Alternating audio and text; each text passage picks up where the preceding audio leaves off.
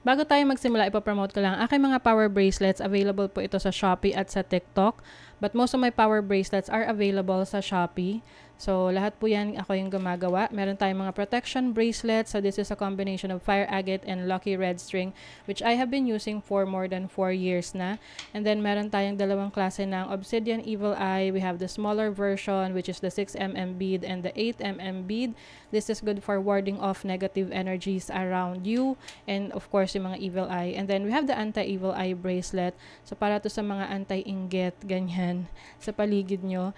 And then, also, we have the selenite evil eye. So, the good thing about this is, multi-purpose na siya. Kini-cleanse na niya yung energies around you. And also, yung mga kasama niyang bracelets, cleansing and recharging as well. So, just like this one. Ayan. And then, we have other bracelets for other intentions and manifestations. So, meron tayong authentic malachite. This is for healing and also attraction of money and transformation. And marami pang iba. Meron din tayong chakra bracelet for balance. And we have the tiger's eye for courage. We have howlite for concentration and focus. We have rose quartz for attraction of love, self-love, and of course, amethyst for intuition, healing. Ayan. Lahat ng bracelet may kasama ng instruction leaflet, extra string, and a cute pouch. Ayan.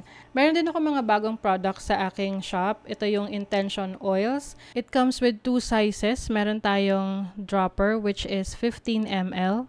Meron tayong roll-on na 5 ml. So, you can use this for manifestation ng prosperity and protection. So, while you are doing affirmations.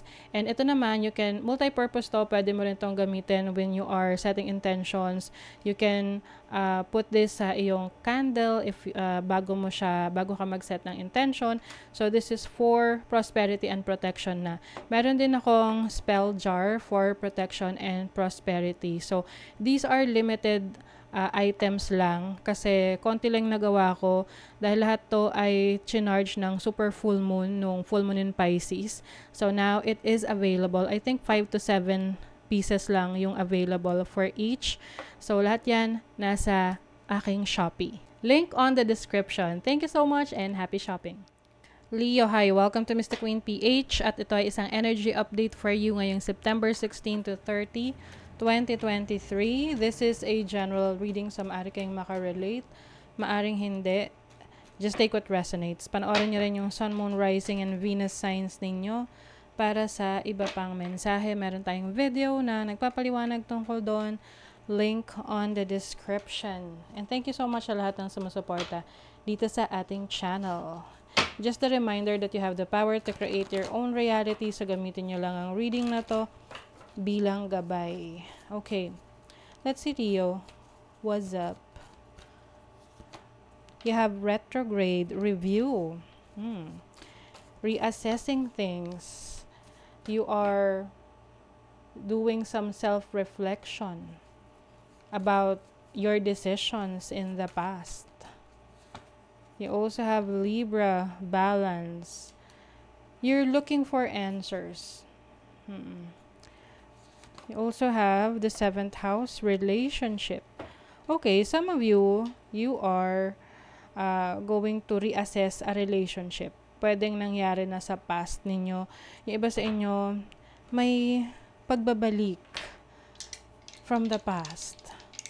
Pwedeng magpaparamdam yung person na yan. So, tell us about this retrograde energy for Leo. Okay, 4th house. You have Venus in Aquarius. Oh, okay. So, 4th house is about your family. This can be a family member or nakasama mo sa bahay, naging family kayo together. Or parents, no? Na maaring meron kayong naging issue before na finally i-resolve nyo ngayon, aayusin nyo.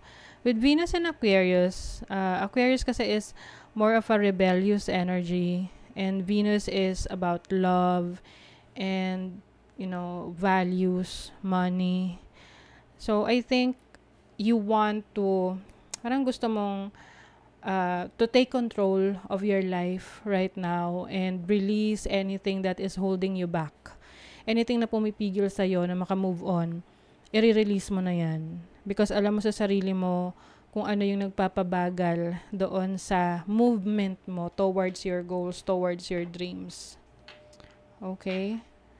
So, mas ano ka ngayon? Mas expressive ka of how you feel. You want someone na magsistay sa'yo, na alam mong totoo sa'yo. Yung iba naman sa inyo, you will bring back a person sa buhay mo because you want to remain friends or gusto mong i-save yung friendship ninyo. Let's see what else. You have the High Priestess, the Tower, 5 of Wands, the 4 of Cups. I see some, maaring merong revelation dito of something that was hidden from the past. Maaring merong kang matutuklasang secret, something that is tinago sa'yo. But I think, yung iba sa inyo, you will try to fix it. You will try to work it out or work things out. But possible naman na maayos mo yan. But it will take time, no? Hindi siya basta-basta maayos lang ng parang walang nangyari. There's going to be a lesson learned here. I see kasi na importante pa rin to kasi sa'yo eh. Kaya gusto mong balikan, gusto mong ayusin. Para sa iba, pwedeng relationship, tao sa buhay nyo, friend, or can be a career. What else? Energy update for Leo. Standing up, freedom. So, you're also going to focus on freedom, freeing yourself from the limitations. Merong celebration, pwedeng sa family, may birthday or meron kayong i-honor, i-recognize sa family.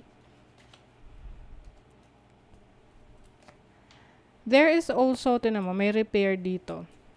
You're going to repair a connection or a friendship or a relationship na nasira, no?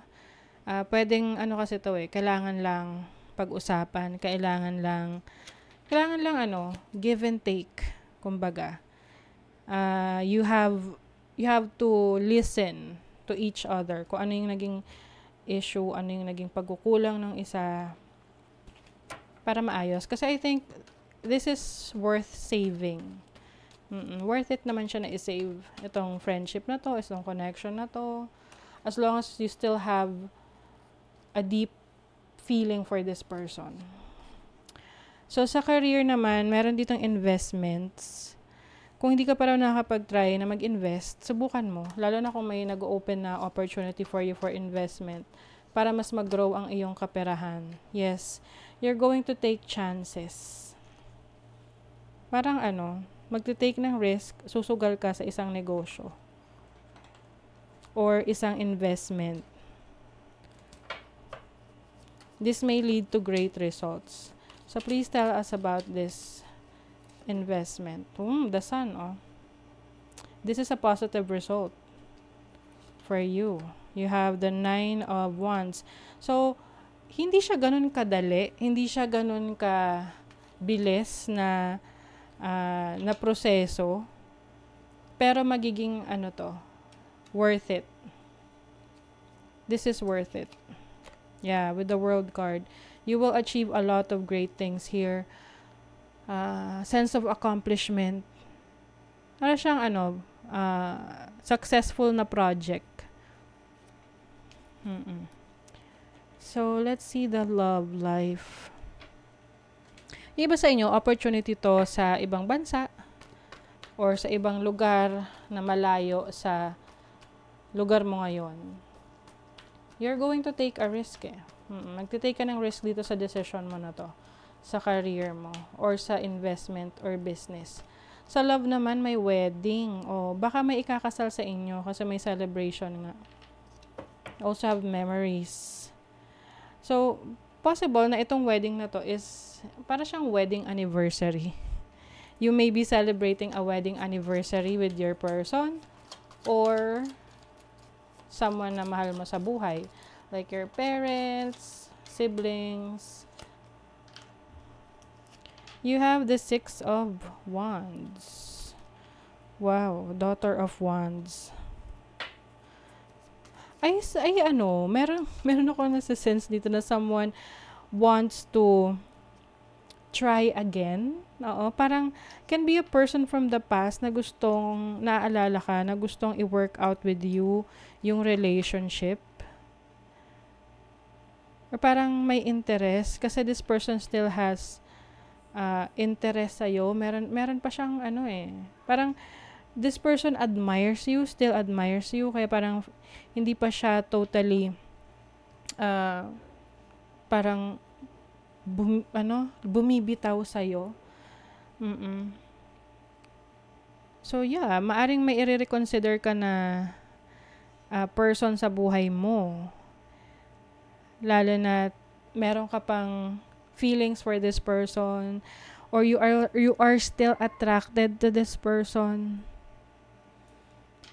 May nagta-transform dito. So, pwedeng yung absence ninyong dalawa, yung hindi nyo pagkikita for quite a while, ay parang alam niyo yung sabi, absence makes the love grow fonder. Tama ba? Parang ganun. The more na hindi mo siya nakita, the more na mas nag-grow yung feelings mo for this person without you knowing it. So, ganun. So, that is your reading, Leo. Kung nagustuhan nyo ito, naka-resonate kayo, mag-comment kayo dyan, like, share, subscribe, para lagi kayong updated sa ating mga readings. Thank you so much, Leo. See you again.